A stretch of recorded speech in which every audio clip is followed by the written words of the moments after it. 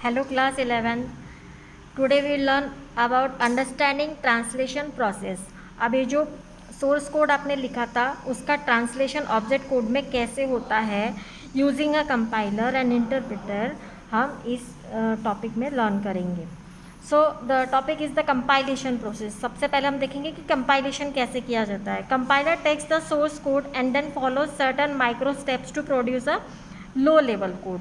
अभी कुछ स्टेप्स इसके अंदर होती है जिससे कि ये लो लेवल या मशीन कोड को मशीन कोड में ये कन्वर्ट करता है. The major step in compilation process are listed below. Please remember that there are not any set number of steps followed by a compiler. Idea is to understand what compilers does. Some might say that there are 4 step of compilation.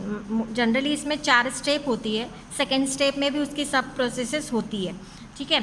Some might say it's 6 and you just do not bother about this. Just concentrate on what exactly compiler does. Without worrying about number of steps, the compilation mainly undergoes these steps. तो आपकी main process आपकी पहली है pre processing. Pre processing के बाद में compilation. अभी compilation 2 stage में होके जाता है, एक तो एनालिसिस और सिंथेसिस. अभी इनको भी हमको डिटेल में देखना है. एनालिसिस में क्या होगा, एक फ्रंट एंड फेज जिसको हम कहते हैं, और सिंथेसिस में बैक एंड फेज होता है. फिर उसके बाद में असेंबली होती है, असेंबली स्टेप होती है, फिर लिंकिंग होती है. अभी हम पहली प्रोसेस को देखेंगे, प्री प्रोसेसिंग फेज़. अब प्री प्रोसेसिंग फेज़ में क्या होता है कि जो भी आपके सोर्स कोड में जितने भी आपने कमेंट्स दे के रखे होंगे, इन सभी कमेंट्स को ये क्या करता है, इस स्टेप में ही कमेंट्स को रिमूव कर देता है ना. So this phase removes comments from the source code for some languages like C or C++ that have pre-processor directives. This phase carries out all pre-processor directives such as macro substitution, inclusion of header files.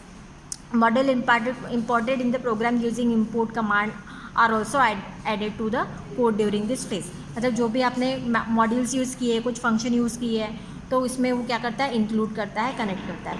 Eight the end of this phase the source code is converted to the just a complete code. मतलब एक complete source code आपके सामने होता है, या मतलब internally से complete source code इससे मिलता है, ना कि ये पूरी तरह से कन्वर्ट करता है बाइनरी में. That has nothing extra as comment remove. मतलब एक्स्ट्रा कुछ भी नहीं है, सिर्फ इस फेज़ में, प्री प्रोसेसिंग फेज़ में जस्ट ये कमेंट्स को रिमूव करता है और प्री प्रोसेसर डायरेक्टिव्स को इंक्लूड, या फिर जो भी मॉडल्स आपने इंपोर्ट मतलब जो भी फंक्शंस आपने यूज़ किए हैं उन मॉडल्स को ये इंपोर्ट करता है.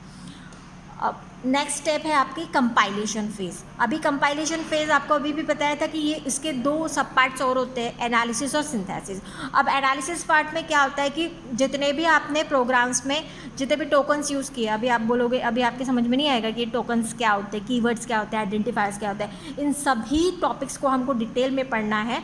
तो अभी आप समझो कि टोकन्स मतलब क्या, जो आपने प्रोग्राम में, आपने पाइथन प्रोग्राम में जो भी कोड लिखा है, तो ये कोड में डिफरेंट चीज़ें होती हैं जिनको अलग अलग कैटेगराइज किया है. जैसे कीवर्ड्स होते हैं वो एक रिजर्व वर्ड होते हैं. आइडेंटिफायर्स जो होते हैं वो यूज़र डिफाइन या यूज़र ने क्रिएट मतलब प्रोग्रामर ने क्रिएट किए होते हैं. लिटरल्स मतलब कांस्टेंट होते हैं. ऑपरेटर्स मतलब जब कोई भी जैसे कैलकुलेशन आप यूज़ कर रहे हो, अरिथमेटिक कैलकुलेशन के लिए आप ऑपरेटर्स यूज़ करते हो, प्लस माइनस वगैरह, ये सारे ऑपरेटर्स इसमें आते हैं, etcetera.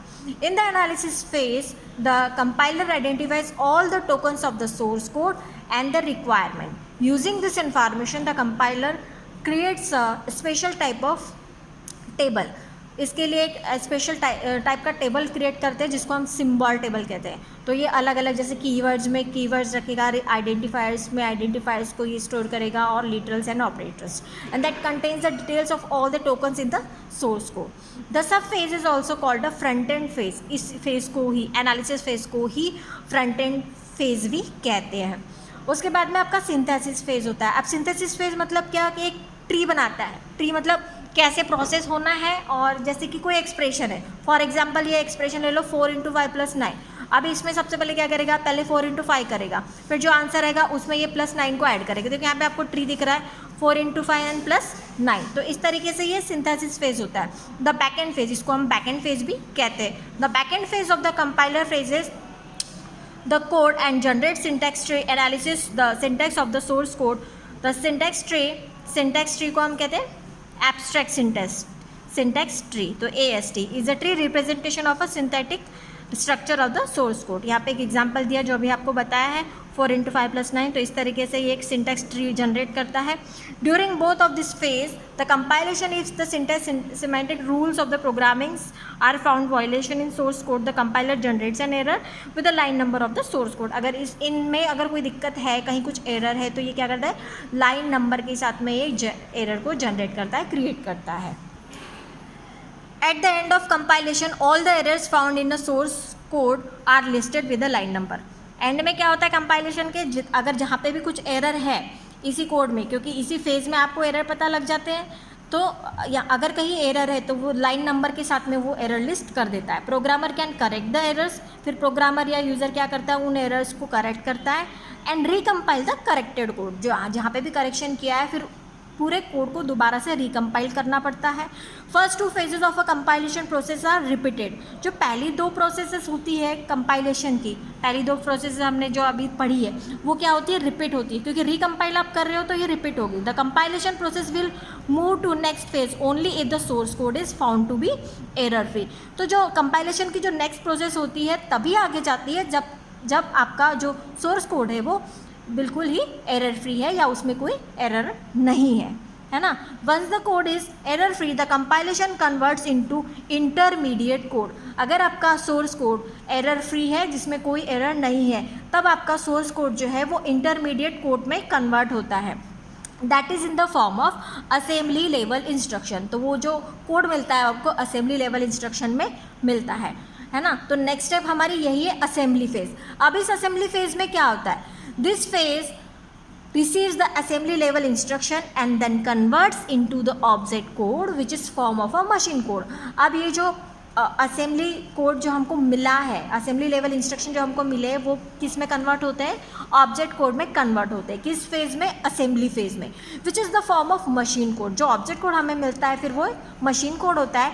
This phase does is the same work that the assembler does and the converts assembly code into the binary code. ये फेज़ वही होता है जैसे असेंबली लैंग्वेज को कन्वर्ट करके वो बाइनरी में कन्वर्ट करता है, तो इसी फेज़ को असेंबली फेज़ कहते हैं।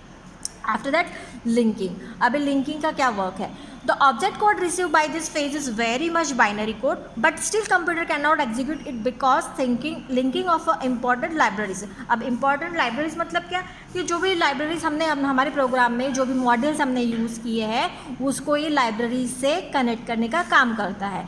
क्यों, क्योंकि हमने प्री बिल्ड या इनबिल्ड फंक्शंस यूज़ किए हैं, तो ये उनको लिंक करता है, कनेक्ट करने का काम करता है। विदाउट लिंकिंग ये वर्क नहीं करेगा। This phase does this in this phase all the required libraries are linked with the object code. The part of a compiler which performs the linking of libraries is called a linker.